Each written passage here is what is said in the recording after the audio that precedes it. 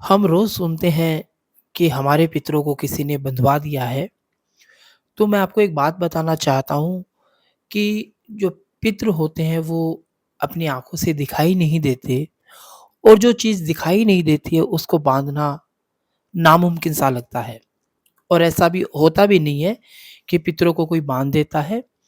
बात शुरू करूँ उससे पहले मैं आपसे आग्रह करूँगा कि आप इस चैनल को सब्सक्राइब करें, लाइक और कमेंट करें। दोस्तों, आप अर्ज़ी भी लगा सकते हैं, डिस्क्रिप्शन बॉक्स में हमने हमारे नंबर उपलब्ध करवा रखे हैं, अगर आपकी कोई मनोकामना है तो उसकी आप पर्ची यहाँ पर लगवा सकते हैं। तो दोस्तों, अपन बात करते हैं कि पितरों का बंधन कैसे होता है, कौन उनको करवाता है और इसमें क्या होता है? तो दोस्तों, जो पितरों का बंधन होता है वो केवल और केवल जो तांत्रिक होते हैं या जो सिद्धियों को प्राप्त करने के लिए जो अ, अन्य तरह की गतिविधियाँ या अनुष्ठान करते हैं, वो ऐसे काम करते हैं। तो ऐसे काम करने वालों से पहले तो मैं आपको बताना चाहूँगा कि आप दूर रहें।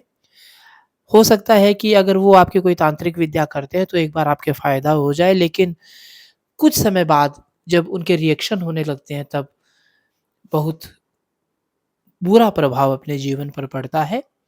करते हम हैं और हमारे पूरे परिवार पर, परिवार के जितने भी सदस्य होते हैं, उन सब पर उसका प्रभाव पड़ता है। तो दोस्तों, बात करते हैं पितृ बंधन की। दोस्तों, पितृ हमें खुली आँखों से दिखाई नहीं देते, तो जो व्यक्ति हमें दिखाई नहीं दे रहा है, जो चीज़ हमें दिखाई नहीं दे रही है, उसको बाँधना बड़ा मुश्किल काम है, यूँ कहूँ कि नामुमकिन सा ही है।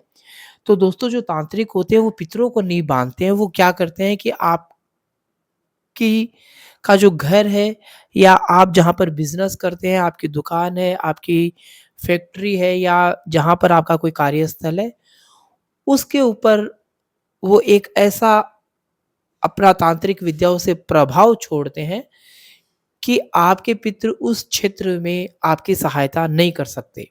ये होता है पितृबंधन। उदाहरण के लिए मैं आपको बताना चाहूँगा, जैसे किसी के घर को उन्होंने पूरा चिह्नित करके उस पर अपनी तांत्रिक विद्या करती है, तो क्योंकि अपन तो सारे दिन उस घर में ही रहते हैं, तो पितरों का प्रभाव अगर वो पितृ चाहते हैं तो भी अपनी सहायता नहीं कर पाते, घर का माहौल खराब रहता है, लड़ाई-झगड़े होते हैं, शुभ काम नहीं हो पाते। जबकि आम लोगों में धारणा है कि अगर पितृ नाराज़ हो गए या पितरों का दोष हो गया तो हमें ये सारी चीज़ें भुगतनी पड़ती है, ऐसा नहीं होता। हमारे जो पितृ होते हैं वो कभी भी हमारा बुरा नहीं करते, लेकिन कई बार तांत्रिकों की शक्तियाँ इतनी अधिक हो जाती है, नेगेटिव एनर्जी इतनी अधिक हो जाती है कि वो पितरों की जो शक्ति है उसको काम नहीं करने देती और कई बार तो उनकी शक्तियों के ऊपर भी अपना अधिकार वो प्राप्त कर लेती है। तो उनके नाम से वो बोलकर, झूठ बोलकर कहते रहते हैं किसी भी परिजन में कि हम ये बोल रहे हैं, वो बोल रहे हैं और आपके सारे काम उल्टे होते चले जाते हैं। तो दोस्तों, मैं आपको बताना चाहूँगा, ये जो धाम है, श्री श्री 108 मक्काराम जी पीतर जी महाराज का जो मंदिर है चूरू में, राजस्थान राज्य में। यहाँ पर जो पितृ बोलते नहीं है, उनको उनकी के प्रति जोत लेके, अनुष्ठान करके, हवन करके उनको शक्तियाँ प्रदान की जाती है और वो बोलते हैं। हर माह सैकड़ों की तादाद में यहाँ पर पितृ बोलते हैं। पहली बार में, दूसरी बार में या तीसरी बार में तो पितरजी बोल ही जाते हैं, अपनी परिजनों में ही वो बोलते हैं। तो अगर आपकी ऐसी कोई समस्या है तो आप मंदिर में संपर्क कर सकते हैं। डिस्क्रिप्शन बॉक्स में भी हमने हमारे नंबर दे रखे हैं।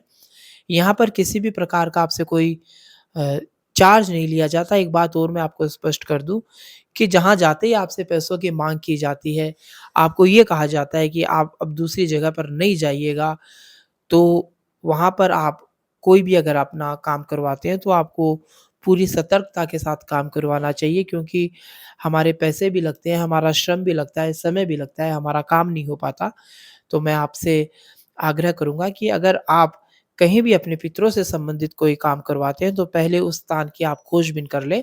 जानकारी आपको कैसे लगी आप हमें कमेंट के माध्यम से ज़रूर बताइएगा।